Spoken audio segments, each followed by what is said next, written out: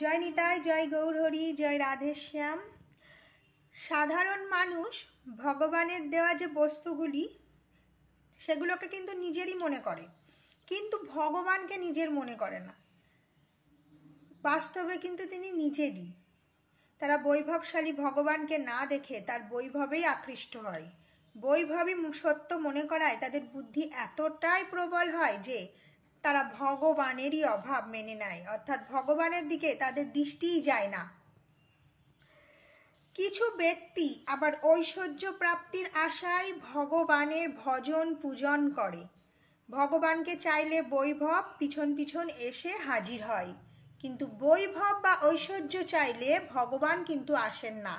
আমি ঐশ্বর্য পাবো, আমি এ পাবো, আমি টাকা পাবো, এই আশায় যদি ভগবানের পূজন করেই থাকি, সবসময় পূজা করি, অর্চনা করি, তাহলে কিন্তু ভগবান কখনোই আসে না।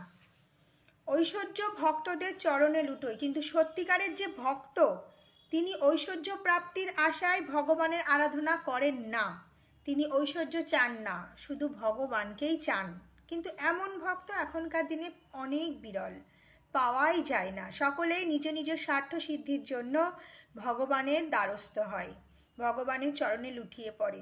তবুও তারা কিন্তু উদ্ধার হয়ে যায়, কারণ ভগবান সকলের কাছে ভীষণই ভালো, ভীষণই তিনি মঙ্গল